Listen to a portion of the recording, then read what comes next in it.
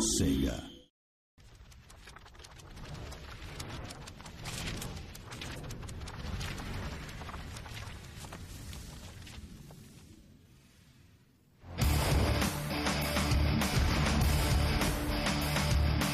The immense amount of effort it takes to animate characters in a video game is often overlooked and taken for granted by the public at large. But many, many hours of blood, sweat, and tears are shed here, in this room.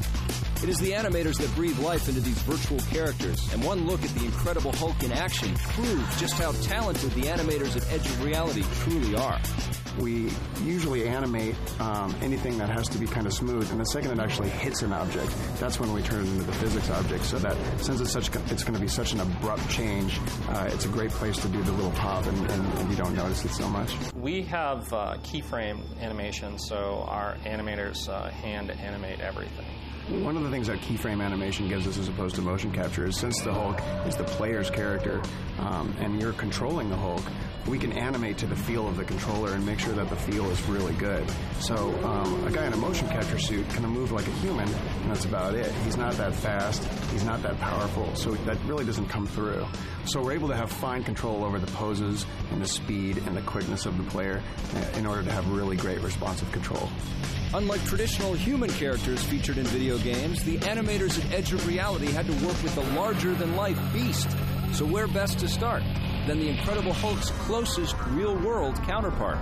We've hired bodybuilders to come in, and we took a lot of pictures and a lot of video of them flexing their muscles and getting into poses that are actually similar to some of the moves that Hulk does.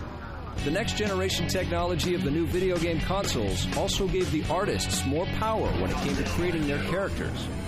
One of the biggest benefits that we get in the next-gen technology is normal mapping, and it gives us the ability to show the muscles.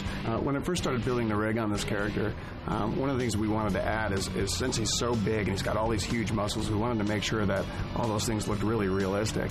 And so we not only are we able to stretch the limbs and everything, but we're also able to animate all those muscles and make them shake and make them flex. And you'll see that come through in the game and how realistic his flesh really looks when he's animated. And it actually lights, and so as the light hits it, you actually see the lighting and the shadowing roll over those muscles. We never used to be able to do that before.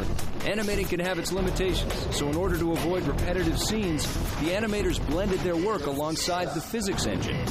One of the great things about the physics in the game is that everything kind of seems to bounce off everything naturally. If we were to animate that one thing blowing up, you'd see the same animation over and over again. Things will bounce off each other, and it'll feel different every time, and it actually makes the world much more interactive and feel like you're really affecting the world as opposed to just playing animations over and over in the game.